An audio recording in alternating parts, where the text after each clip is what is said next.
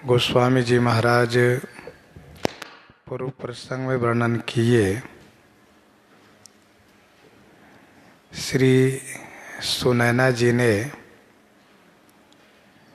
श्री कैकेयी के ऊपर आक्षेप किया तो श्री सुमित्रा जी ने उनकी बात को अनुमोदन करके श्री ब्रह्मा जी के ऊपर सब दोष को रखा। श्री कौसल्या जी ने यह कह करके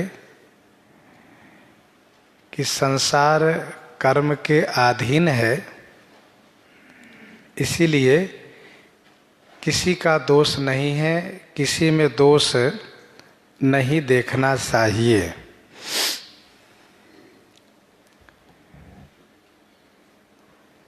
श्री कौसल्या जी ने ये भी कहा कि ब्रह्मा जी का यह प्रपंच अचल है और अनादि है। हम लोग जो महाराजा श्री चक्रवर्ती जी के स्वर्गवास को हृदय में ला करके सोच करते हैं, यह अपने हित की हानि होने से, नहीं तो संसार में बहुत लोग स्वर्गवासी हुआ करते हैं। हम सब किसी के लिए सोच नहीं करते हैं। जिनसे हमारा स्वार्थ होता है हम उन्हीं के लिए सोच करते हैं। धर्म पूर्वक वक्तव्य श्री कौसल्या जी का जो है, इसे सुन करके श्री सीता जी की माता श्री सुनैना जी ने ये कहा कि आपकी सुंदर वाणी सत्य है और आप ही ऐसा कह सकती हैं क्योंकि आप सुकृति अवधि अवधपति रानी, सुकृत माने पुण्य की पराकाष्ठा, जो श्री अवधेश जी हैं उनकी आप महारानी हैं।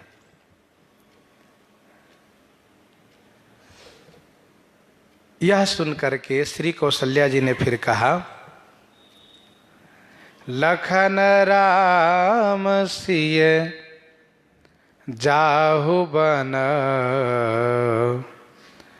भल परिणाम न पोच,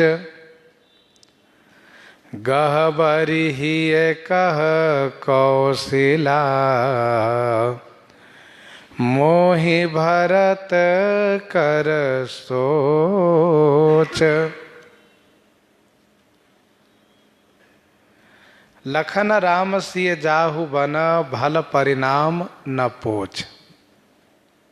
लखन राम सिय तीनों वन को जाएं, परिणाम भल माने अच्छा होगा, पोच न, पोच माने बुरा नहीं होगा।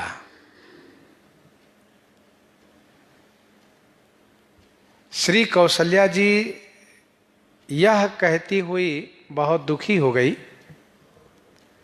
गहबरी ही कह कौशिला, गहबरी माने बहुत दुखित हृदय से, गदगद हृदय से श्री कौसल्या जी ने कहा कि मोहि भरत कर सोच, मुझे सोच है तो भरत का।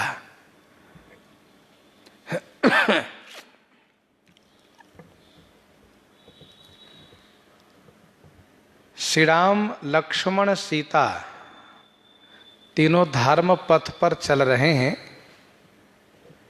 इसीलिए परिणाम अच्छा होगा। धर्म पथ पर चलने वाले को यदि मार्ग कठिन भी हो तब भी उसके लिए सुखद ही होता है। वर्तमान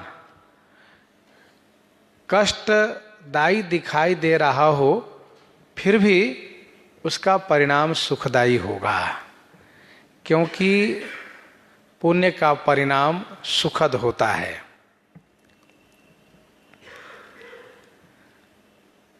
श्री कौशल्या जी कहती हैं मुझे चिंता है तो केवल भरत की। क्यों? श्री राम की चिंता आपको नहीं है? कहा नहीं, श्री राम तो धर्म मार्ग पर चल रहे हैं। भरत की चिंता क्यों है? तो कहा भरत बड़ा गंभीर है और भरत पिताजी की तरह ग्लानि कर रहा है।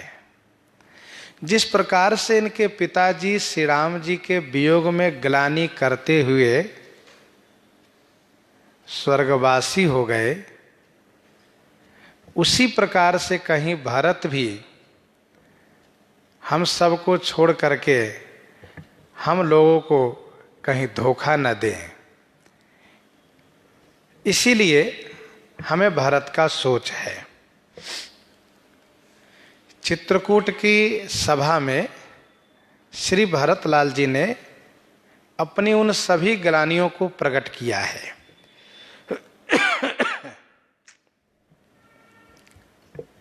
मैंने कनक भवन को श्री राम जी से खाली देखा, अयोध्या जी को श्री राम जी से खाली देखा, फिर भी मेरा हृदय विदीर्ण नहीं हुआ। जो निषादो जीव हिंसकः, उस निषाद का इतना अधिक श्री राम के प्रति प्रेम देखा। बहुरी निहारी निषाद सनेहु, कुलिस कठिन और भयउ न बेहु। मेरा हृदय नहीं फटा। मैंने चित्रकूट में आकर के वह सब देखा जो मैंने सुना था।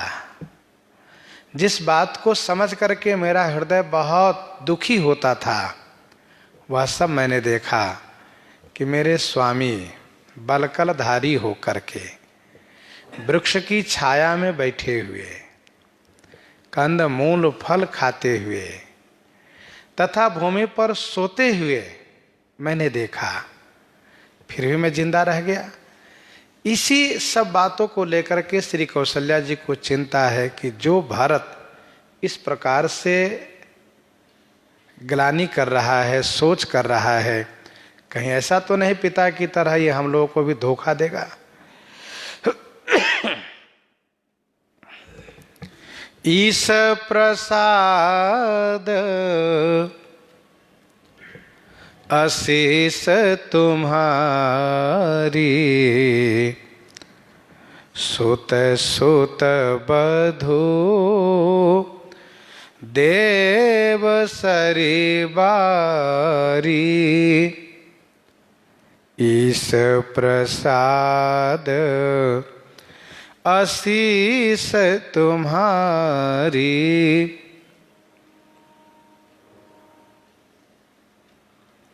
ईश प्रसाद आशीष तुम्हारी। ईश्वर के प्रसाद से और तुम्हारी कृपा से। आशीष तुम्हारी माने तुम्हारी कृपा से, तुम्हारे आशीर्वाद से। मेरे पुत्र और पुत्र बहू जो है ना, देव सरी बारी। देव सरी बारी माने गंगा जल के समान है, पवित्र है। ईश प्रसाद श्री कौशल्या जी ने श्री सुनैना जी को सम्मान दे करके यह कहा, सम्मान देती हुई कहा कि तुम्हारी आशीष, अर्थात गुरुजनों का आशीर्वाद हमारे साथ है, ऐसा हमेशा मानना चाहिए।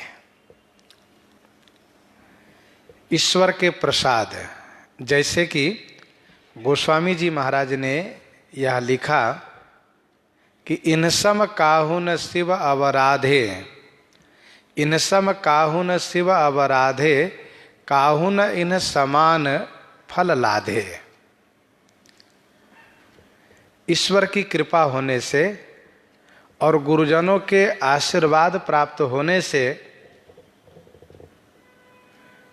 सुंदर सुपुत्र की प्राप्ति होती है। सुत सुत वधु देवसरी बारी। देवसरी बारी, किसी ने कहा है गंगा जी का जल, बात एक ही है। पुत्र और पुत्र वधु गंगा जल के समान है, और गंगा जल की पावनता को सारा जगत जानता है। और राम शपथ मैं केन्हन काऊ, सो करि कहूँ सखी सती भाऊ। राम शपथ मैं किन्हन काऊ। मैं काऊ राम शपथ न किन्ह, मैंने कभी श्री राम की शपथ नहीं खाई है। सखी सो करी सती भाव कहूँ। हे सखी, सो माने वह शपथ खा करके, श्री राम की शपथ खा करके, सती भाव माने सच्चे भाव से मैं कहती हूँ।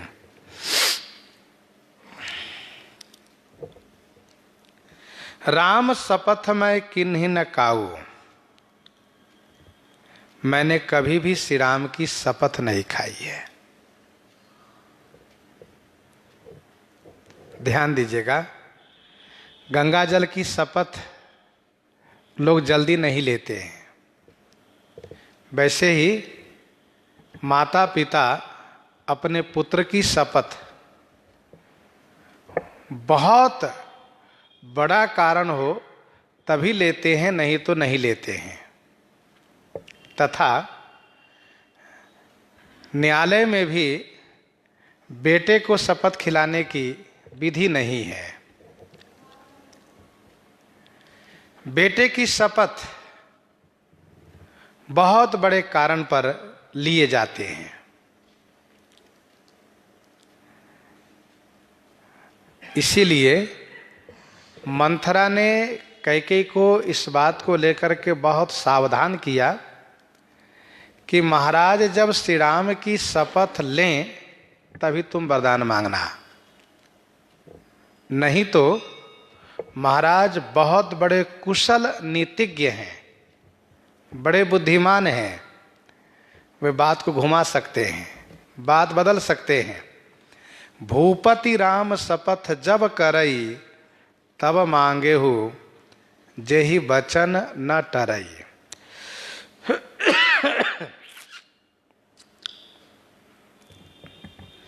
श्री कौशल्या जी कहती हैं कि मैंने कभी श्री राम की शपथ नहीं खाई। अर्थात श्री राम की शपथ खाने का मतलब हुआ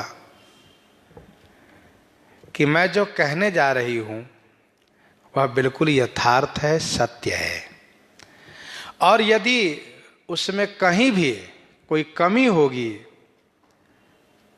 तो जिस सुकृत से मुझे श्री राम जैसे पुत्र प्राप्त हुए हैं वह सुकृत मेरा नष्ट होगा, मेरा वह पुण्य नष्ट होगा, और मेरे श्री राम को तेज बल की हानि होगी। इसलिए मैं जो कह रही हूं बिल्कुल यथार्थ है, सत्य है। श्री कौशल्या जी श्री भरत की बड़ाई करने जा रही हैं। सुन करके लोग कहेंगे कि वाह, धन्य है श्री कौशल्या माता, जिनको श्री भरत को लेकर के इतनी बड़ी चिंता है, श्री भरत के प्रति जिनका इतना प्रेम है, धन्य है, बहुत सरल और महान हृदय के हैं। परंतु श्री कौशल्या जी आगे अपने वक्तव्य में श्री भरत को वन भेजने की बात कहने जा रही हैं लक्ष्मण जी के स्थान में। लक्ष्मण जी लौटा दिए जाएं और श्री भरत वन को जाएं।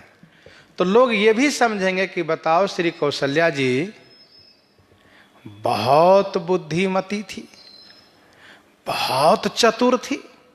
बताओ कितनी बुद्धिमानी से, कितनी होशियारी से कैकेयी से इन्होंने बदला ले लिया, भरत को वन दे दिया, लक्ष्मण को लौटवा लिया। जबकि ऐसा यथार्थ नहीं है। श्री कौशल्या जी के हृदय में बदला लेने की भावना बिल्कुल नहीं है, कहीं लोग ऐसा समझे ना। इसीलिए श्री कौशल्या जी कहती हैं कि हे सखी, श्री सुनैना जी से कहती हैं, हे सखी, मैं श्री राम की शपथ खा करके सच्चे भाव से कहती हूं, राम शपथ मैं कीन्ही न काओ, सो करी कहूँ सखी सति भाओ, भरत शील गुण विनय बड़ाई, भायप भगति भरोस भलाई, भरत शील गुण विनय बड़ाई।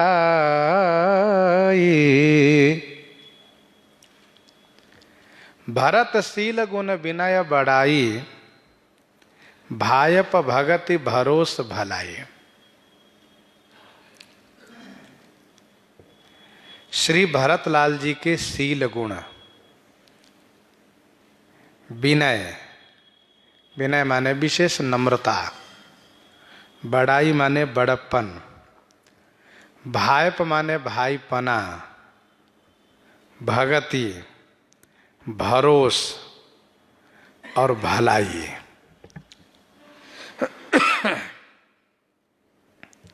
सात नाम गिना रही हैं।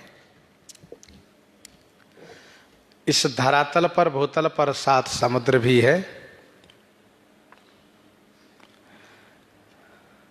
भरत शील गुण विनय बड़ाई, 7 समुद्र भी है। कहने का अभिप्राय यह है कि श्री भरत के सद्गुण समुद्रवत है। आगे की पंक्ति में सागर का नाम लिया जा रहा है। तो भरत शील गुण, श्री भरत का शील गुण, शील स्वभाव,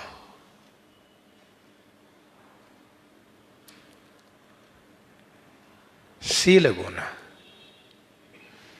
महु स्नेह संकोच बस,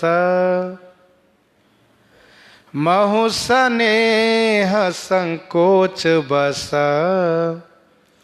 सनमुख कही न बैन, दर्शन तृप्ति न आजु लगी, प्रेम पिया से नैन।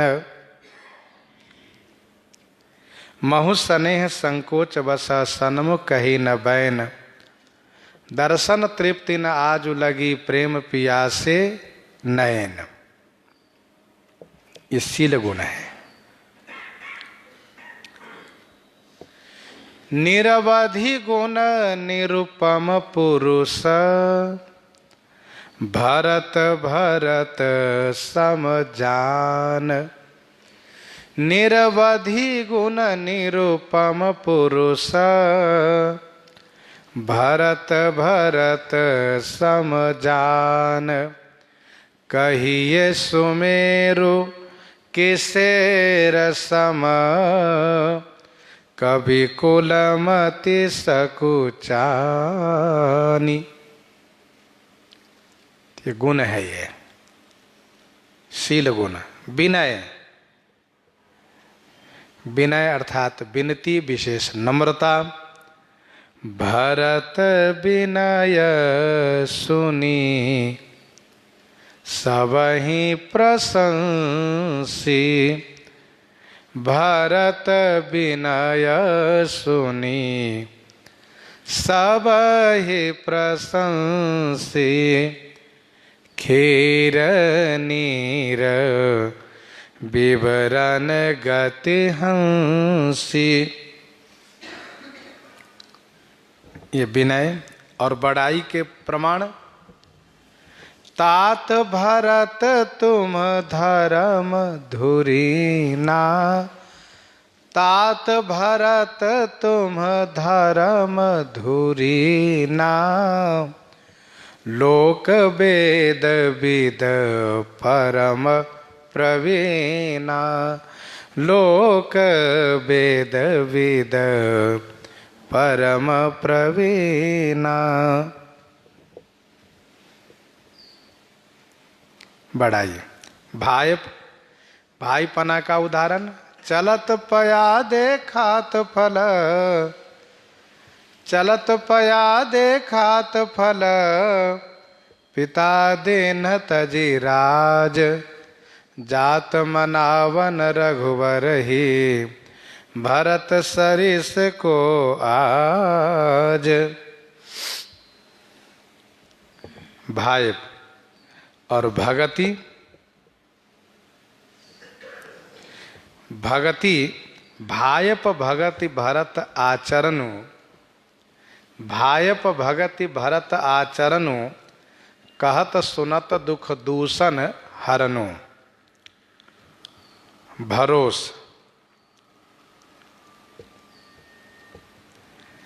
भक्ति में एक उदाहरण और। नित पूजत प्रभु पावड़ी, प्रीति न हृदय समाति, मांगे मांगे आयसु करत, राज काज बहु भांति। भगति और भरोस। भरोसा है। यद्यपि जन्म कुमातुते, मैं सठ सदा सदोष, आपन जानि न त्यागी हहीं, मोहि रघुबीर भरोस, मोहि रघुबीर भरोस। और भलाई। भलाई श्री भरत में ऐसी है कि परम पुनीत भरत आचरणो, परम पुनीत भरत आचरणो, मधुर मंजु मुद मंगल करनु। तो भायप भगति भरोस भलाई, इस 7 गुण जो श्री भरत में है। कहत सारद हो करमति हीचे, सागर सीप कि जाहि उलीचे, कहत सारद हो करमति हीचे। कहत सारदहु करमति हीचे। इसको कहने में सारदहु श्री सरस्वती जी की बुद्धि, हीचे माने हिचकती है, संकुचित होती है, असमर्थ हो जाती है। उपरोक्त श्री भरतलाल जी के इन सभी सद्गुणों को कहने में श्री सरस्वती जी की बुद्धि हीचे माने हिचकती हैं, असमर्थ होती है। सागर सीप की जाहि उलीचे, कि सीप सागर उलीचे जाहि, कि माने क्या? सीप से सागर के पानी को उलीचा जा सकता है? अर्थात नहीं।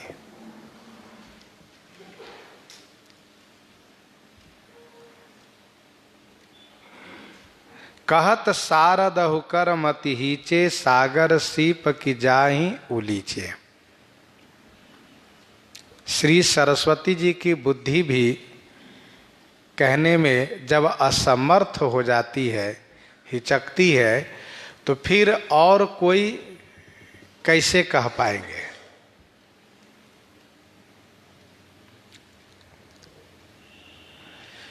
सागर के पानी को सागर के सीप से भी नहीं उलचा जा सकता है, जबकि सागर का सीप स्वाभाविक है कि बड़ा होता है, लेकिन अन्य जलाशयों का सीप तो बहुत छोटा होता है।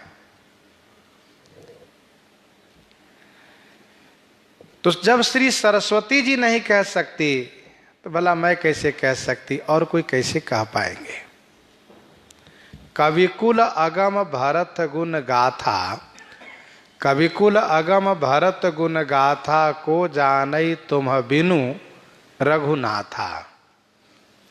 कविकुल अगम भरत गुण गाथा, को जानई तुम बिनु रघुनाथा। जानऊ सदा भरत कुल दीपा, बार बार मोहि कहेओ महीपा। जानऊ सदा भरत कुल दीपा।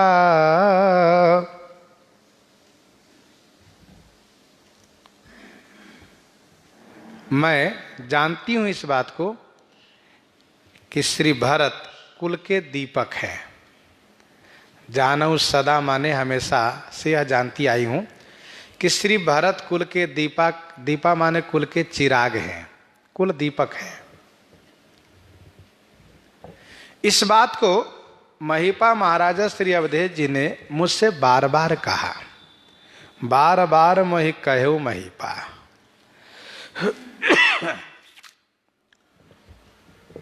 दूसरा अर्थ इसका यह है कि महीपा मोहि बार बार कहो कौशल्या,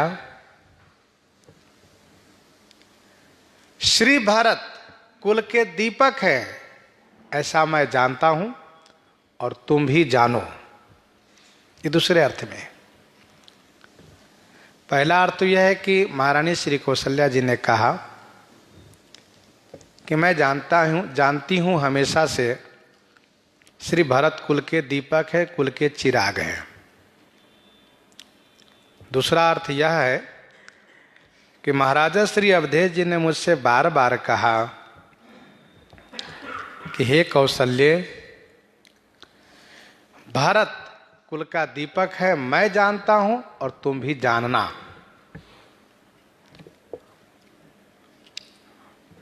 कब कहा इसका कोई प्रमाण यहां तो नहीं है, लेकिन महारानी श्री कौशल्या जी कह रही हैं तो यह बिल्कुल यथार्थ है, यह बिल्कुल सत्य है। जैसे हो ही किन कब अभिमाना, कब अभिमान किया, ये प्रमाण तो नहीं लेकिन अभिमान जरूर किया है, तभी तो ऐसी समस्या आई है।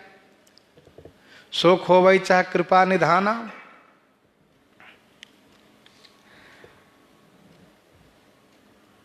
कुल दीपा कहने का भाव यह है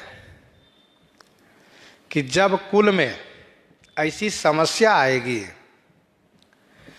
जब सूर्य वंश में अंधकार छा जाएगा, किसी को कुछ समझ में नहीं आएगा, कुछ दिखाई नहीं देगा, तो उस समय श्री भरत ही सबको प्रकाशित करेंगे, सबको रोशनी देंगे। ये कुल का दीपक है, कुल का चिराग है। उसी को कुल दीपक कहा जाता है जो संकट बढ़ने पर, समस्या आने पर, गंभीर परिस्थिति आने पर धैर्यता पूर्वक सबको संभाल लेता है, उसको कुल दीपक कहते हैं। श्री कौशल्या जी के कहने का आशय यह है कि मेरे स्वामी श्री अवधेश जी मेरे स्वामी श्री अवधेश जी तो कहते ही थे, परंतु मैंने इसे अनुभव किया, मैंने इसे अनुभव किया कि मेरा भरत कुल का चिराग है, कुल दीपक है।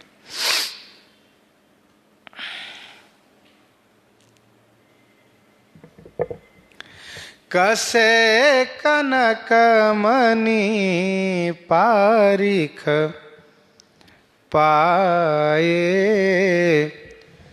पुरुष परिखियहि समय सुभाए, पुरुष परिखियहि समय सुभाए, कसे कनक मणि पारिख पाए। कनक को कसने पर और मणि को पारिख, पारिख माने परीक्षक, जौहरी के हाथ में आने से जाना जाता है, समझा जाता है कि यह सोना, यह मणि सत्य है, सही है कि गलत है। वैसे ही पुरुष की भी परीक्षा होती है। पुरुष की परीक्षा होती है कब? समय आने पर। स्वभाव माने स्वाभाविक रूप से उनका स्वभाव देखा जाता है कि यह पुरुष कैसा है।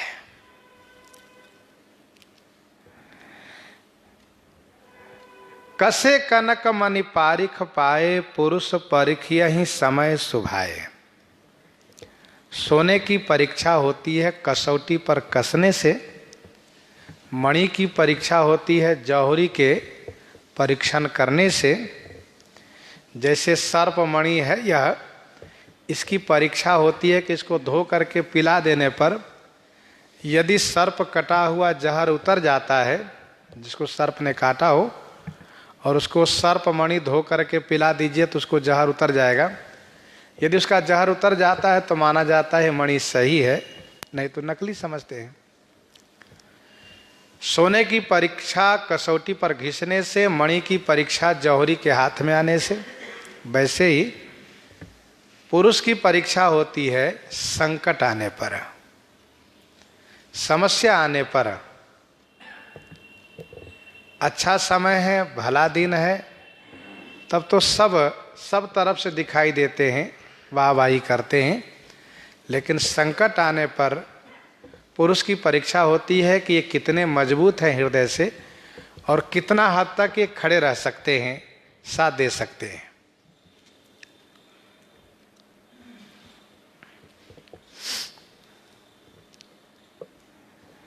कसे कनक मणि पारिख पाए, पुरुष परिखियहि समय सुभाए।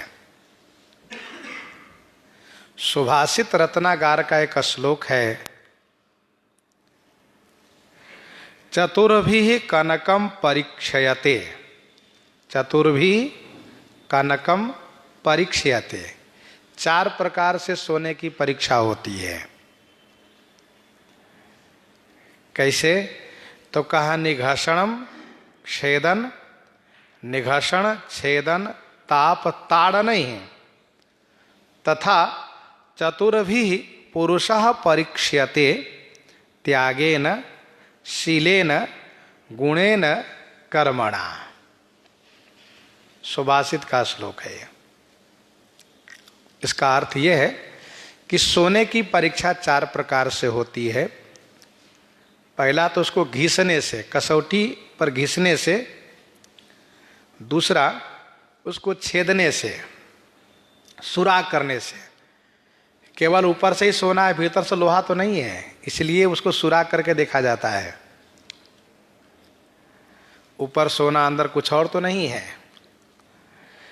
दूसरा, तीसरा होता है उसको तपाने से, उसको जलाया जाता है। सोना है यदि असली तो उसमें चमक आती है। और चौथा है उसको ताड़ना ही है, उसको पीटने से। सोने को सोनार उसको पीटता है, न्याय पर आकर के हथौड़ी से उसको पीटता है।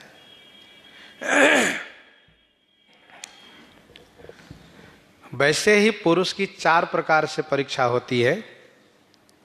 त्यागेन शीलेन गुणेन कर्मणा। त्याग से, शील से, गुण से और कर्म से। कि इस पुरुष में महानता है या नहीं, इन चारों से इनकी परीक्षा होती है। त्याग, शील, गुण और कर्म। कवितावली उत्तरकांड 24 पद में गोस्वामी जी ने लिखा, कवितावली उत्तरकांड 24 पद में गोस्वामी जी महाराज ने लिखा कि और भूप परखी सुलाखी तौली ताई लेत, और भूप परखी सुलाखी तौली ताई लेत, लसम के खसम तुही पे दशरथ के।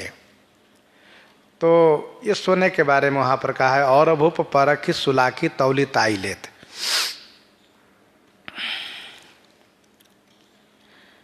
कसे कनक मणि पारिख पाए, पुरुष परिखिया ही समय शोभाए। बहुत ऐसे पुरुष वर्ग होते हैं जो संकट आने पर वे वहां पर ठहर नहीं सकते। यदि स्वयं परिवार पर आया हो तब उनसे देखा नहीं जा सकता, वे देख नहीं सकते, वे अपने आप को संभाल नहीं पाते। अपने उन मित्रों पर आया हो तो वह नहीं देख सकते, दूर हो जाते हैं। तो श्री कौशल्या जी कहती हैं कि श्री भरत कुल दीप हैं।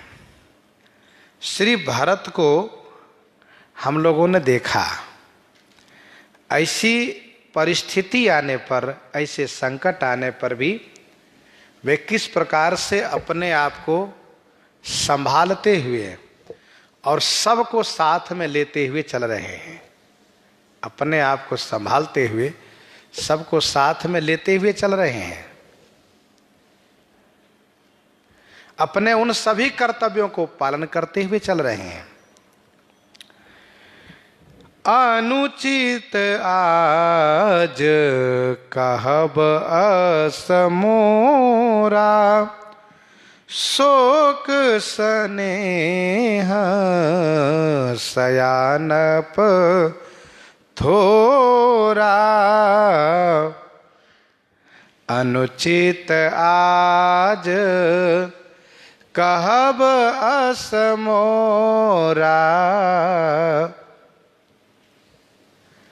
अनुचित आज कहब असमोरा। आज मेरा ऐसा कहना अनुचित है। श्री कौशल्या जी कह रही हैं, मेरा आज ऐसा कहना अनुचित है। तो फिर आप इस तरह से कह क्यों गई? तो श्री कौशल्या जी कहती हैं कि शोक और स्नेह में सयानप थोड़ा। शोक और स्नेह में सयानपना अर्थात बुद्धिमानी, चतुराई थोड़ी रह जाती है। श्री कौशल्या जी श्री भरत को बड़ाई करती हुई सकुचा गई। क्यों सकुचा गई? कि मैं इस समय जो इनके त्याग की बड़ाई कर रही हूं, ये समयोचित नहीं है, ये समयोचित नहीं है।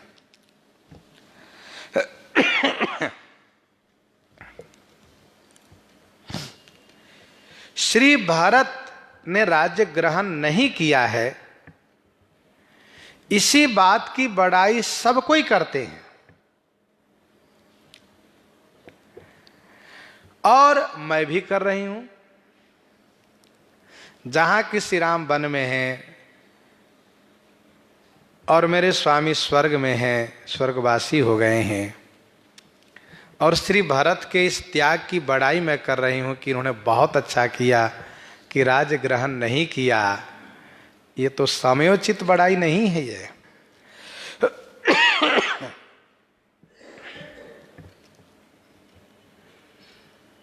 इसका मतलब यह हुआ कि श्री भरत जो श्री राम को लेने आए हैं, ये ठीक नहीं है। श्री भरत ने राज्य को जो परित्याग किया है, ये बहुत अच्छा किया है। तो श्री भरत ने जो श्री अयोध्या के उस वैभव को परित्याग किया, इन्होंने बहुत अच्छा किया है। इसमें इनकी महानता प्रकट हुई है। यह कहना समयोचित नहीं है। अनुचित आज कहब असमोरा। श्री भरत सबके साथ रहें, श्री भरत राजपद को संचालन करें। यह श्री भरत के लिए प्रशंसनीय नहीं है। श्री भरत राज्य का परित्याग करके श्री भरत श्री राम भक्ति कर रहे हैं, श्री राम जी के शरण में आए हैं।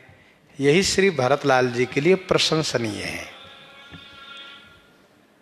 और सबसे बड़ी बात यह है कि श्री भरत जो चित्रकूट में आए हैं, श्री कौशल्या जी अपने उस अलौकिक विवेक से इस बात को समझती हैं कि श्री भरत तो महान है। ऐसा नहीं कि श्री भरत अकेले आए हैं, सबको लेकर आए, श्री राम को लेने आए हैं। तो अनुचित आज कहबा समोरा, शोक स्नेह सयानप थोरा। इस चौपाई का मुख्य भावार्थ ये है कि श्री भरत के राज्य त्याग की प्रशंसा सब करते हैं और मैं भी उसी बात को प्रशंसा करूं तो ये समयोचित नहीं है। और समय तो करना ठीक था, अभी उसका समय ठीक नहीं है। गोस्वामी जी कहते हैं, माँ कौशल्या कहती हैं कि शोक स्नेह सयानप थोरा। शोक में और स्नेह में, जहाँ बहुत शोक हो, जहाँ बहुत स्नेह हो, वहाँ चतुराई नहीं रह जाती, बुद्धि नहीं रह जाती है, बुद्धि काम नहीं करती है। दोहावली 513 में गोस्वामी जी ने लिखा, चढ़े बधूरे चंग ज्यो ज्ञान ज्यो शोक समाज। जैसे पतंग बवंडर में ऊपर चला जाता आकाश में बहुत ऊपर, तो पतंग उड़ाने वाले के हाथ से बेहाथ हो जाता है, उसको फिर वापस नहीं ला पाता है। वैसे ही जब बहुत शोक में ज्ञान पड़ जाता है ना, तो ज्ञान फिर अपने हाथ से बेहाथ हो जाता है।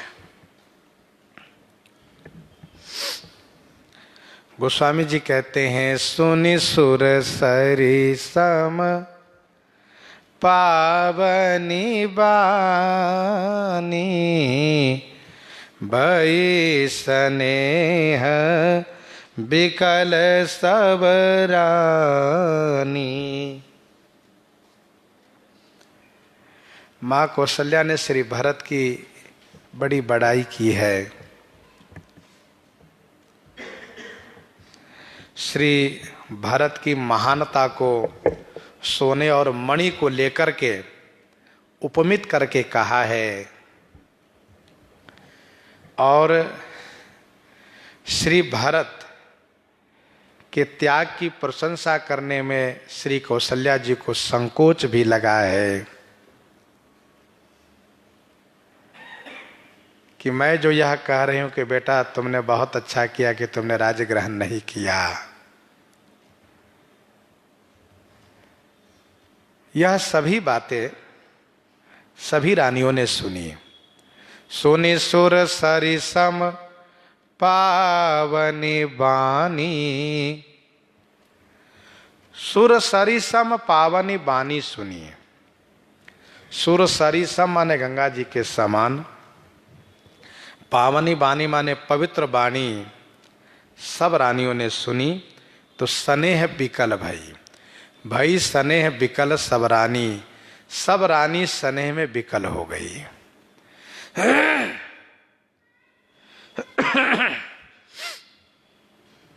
सुन सुर सरि सम पावनी बानी, भई स्नेह बिकल सब रानी। गंगा जी के समान पवित्र वाणी। गोस्वामी जी ने कहा कि माँ कौशल्या ने ये कहा था कि सुत सुत वधु देवसरी बारी। गंगा जी के जल के समान बेटे और बेटे बहू हैं, पुत्र पुत्र बहू हैं। यहाँ पर गोस्वामी जी ने कहा कि इनकी वाणी गंगा जी के समान पवित्र है। गंगा जी की पावनता जग विख्यात है। जहाँ वो रहती हैं, गंगा जी अपने जल से अपनी पानी से सबको पवित्र बनाती हैं। श्री गंगा जी की धारा जहाँ भी रहती हैं, अपने जल से वे सबको पावन बनाती हैं।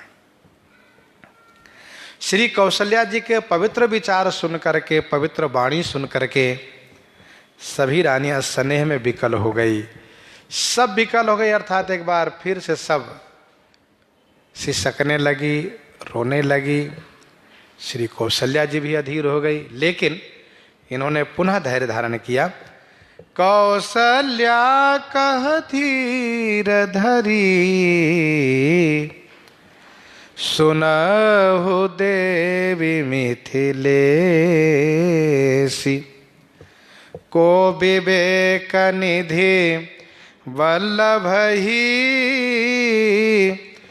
तुम ही सकई उपदेसी। तुम ही सकई उपदेसी। कौशल्या कह धीर धरी, सुनहु देवी मिथिलेसी। श्री कौशल्या जी ने धैर्य धारण करके कहा, हे मिथिलेश्वरी देवी सुनिए। विवेक निधि वल्लभई तुम्हि को उपदेशी सकई। विवेक निधि विवेक के सागर श्री मिथिलेश जी की वल्लभई माने प्रिया। विवेक निधि माने विवेक के सागर श्री मिथिलेश जी की वल्लभई माने वल्लभा, उनकी प्रिया। आपको कौन उपदेश दे सकता, अर्थात कोई भी नहीं। कौशल्या कह धीर धरी, सुनहु देवी मिथिलेसी। प्रमुख संवाद इन दो प्रमुख महारानियों का है, अवधेश्वरी और मिथिलेश्वरी।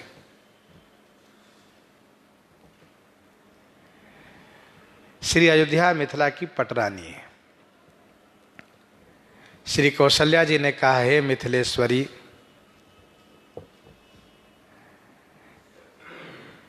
आप मेरी बात सुनिए। आप तो विवेक निधि की वल्लभा हैं, उनकी प्रिया हैं।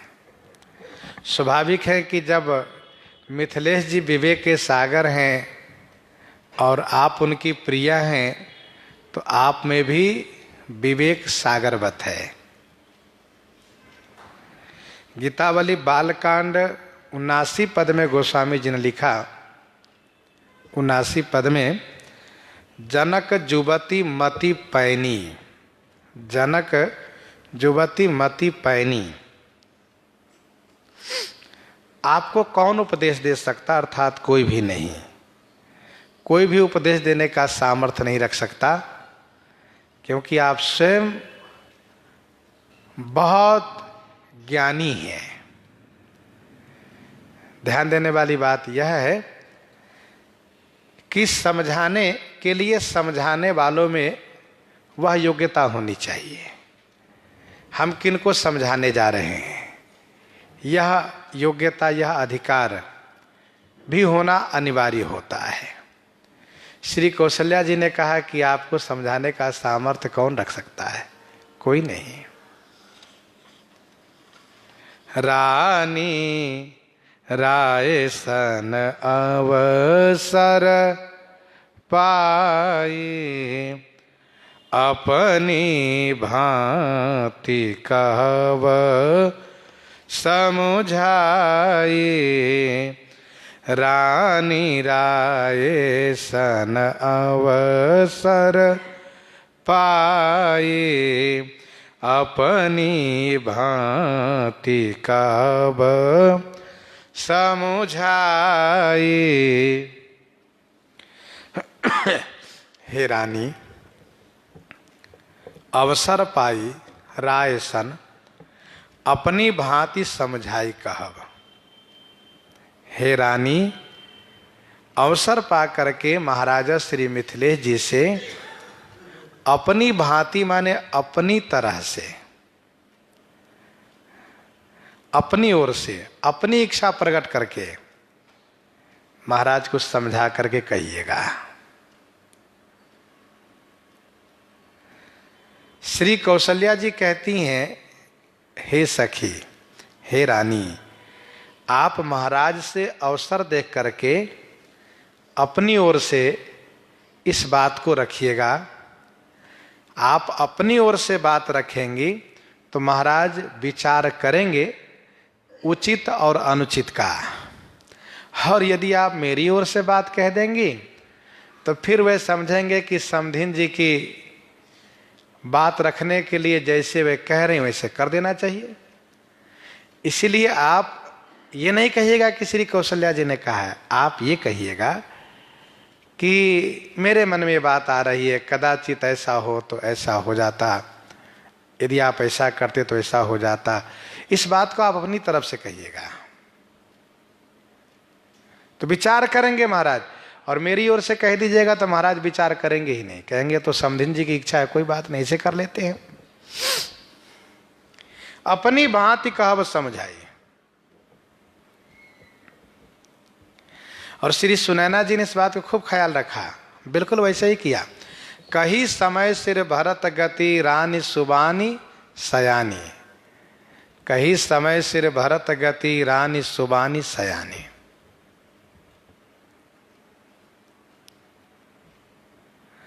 रखिया ही लखन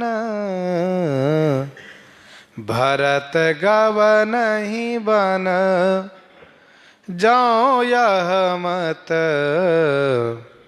मानई महीप मन। रखिया ही लखन भरत गवन ही बन, रखिया ही लखन। श्री लक्ष्मण को रखिया ही माने रख लें, रोक लें महाराज, और भरत वन को गवन ही माने जाएं। पर ध्यान रहे, जो यह मत मानई महीप मन, जो महीप मन यह मत मानई, जो यदि महीप श्री मिथिलेश जी को यह मत, यह सलाह, यह विचार मन माने तो श्री भरत को लक्ष्मण के स्थान पर कर दें, लक्ष्मण जी घर में रह जाएं, श्री भरत वन को जाए।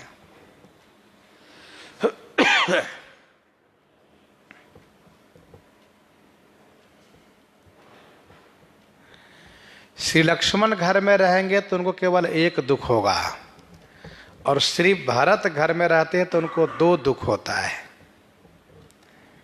श्री लक्ष्मण को केवल वियोग का दुख होगा, और श्री भरत को वियोग का भी दुख और अपजस का भी दुख, दो दो दुख है। तो भल जतन करब सुविचारी, मोरे सोच भरत कर भारी। तो भल जतन करब सुविचारी, तो भल सुविचारी जतन करब। तो माने तो, भल माने अच्छी प्रकार से, सुविचारी माने सुंदर विचार पूर्वक, जतन करबी माने उपाय कीजिएगा, क्योंकि मोरे सोच भरत कर भारी। मोरे सोच भरत कर भारी, मोरे माने मुझे, भरत का भारी सोच है। तौ भल जतन करब सुविचारी, मोरे सोच भरत कर भारी। अच्छी प्रकार से सुंदर विचार पूर्वक उपाय कीजिएगा, क्योंकि मुझे श्री भरत का भारी सोच है। गूढ़ स्नेह भरत मन माही, रहे नीक मोही लागत नाही। गूढ़ स्नेह भरत मन माही, भरत मन माही गूढ़ स्नेह। श्री भरतलाल जी के मन में गूढ़ स्नेह है। इसलिए वह यदि घर में रह रहे हैं तो मुझे नीक ना ही लागत, मुझे अच्छा नहीं लग रहा है। श्री भरत के मन में गूढ़ स्नेह है, छुपा हुआ स्नेह है। श्री लक्ष्मण का स्नेह प्रकट है, पर श्री भरत का स्नेह छुपा हुआ है। इसीलिए उनका घर में रहना मुझे नहीं अच्छा लगता है। यह सुन करके सभी रानियां करुण रस में डूब जाती हैं तथा देवगण अपने हित की बात सुन करके पुष्प वृष्टि करते हुए जय जयकार करने लगते हैं, धन्यवाद देने लगते हैं। प्रसंग को हम आप यहीं पर हृदयंगम करते हैं। आइए श्रवण करते हैं श्री विनय पत्रिका से।